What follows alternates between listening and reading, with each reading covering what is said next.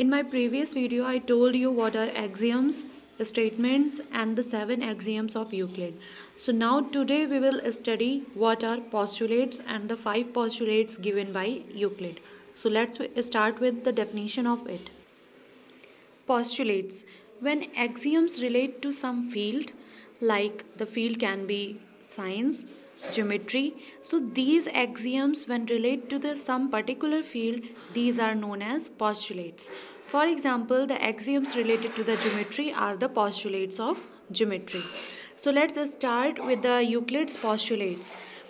Postulate 1. According to Euclid's postulate 1, a straight line may be drawn from any one point to the other point. Suppose if we have a point A and another point B, so we can draw a line from point A to point B.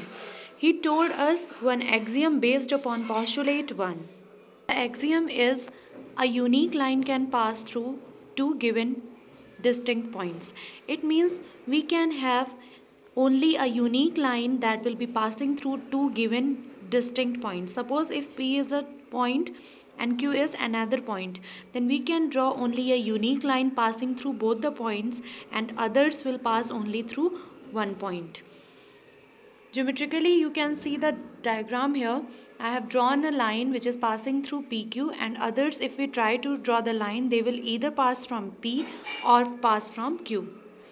What is postulate 2? According to the postulate 2, a terminated line segment. A terminated line can be also called as the line segment.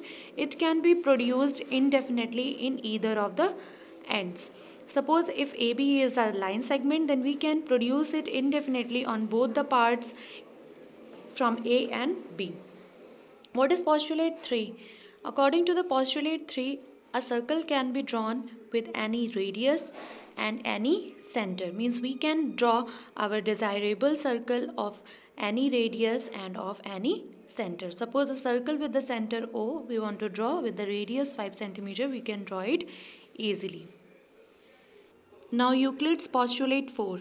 All the right angles are equal to one another. He said if we have two angles, suppose angle A and angle B, which has the measures of the angles as 90 degree, then both the angles A and angle B will be equal to each other.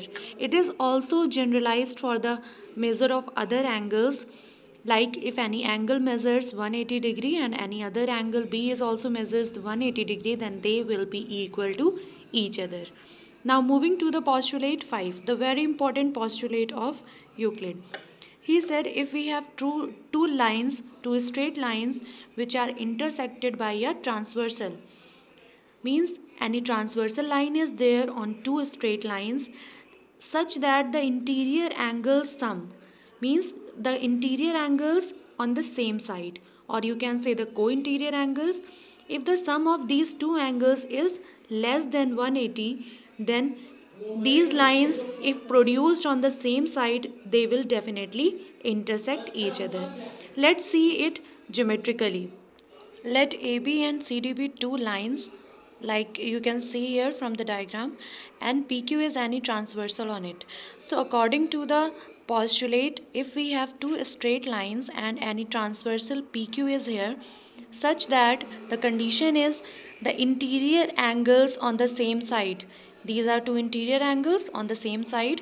If the sum of these two interior angles is less than 180 degree, then if you will extend these lines on the same side, they will definitely meet at some point. So here you can see I have extended the line and they are meeting at some point. I have named here O. So according to the Euclid's postulate 5, if two straight lines are intersected by a line and the interior angles on the same side has the sum less than 180 degree, then if lines are produced on the same side, they intersect each other. So this is only the postulate 5.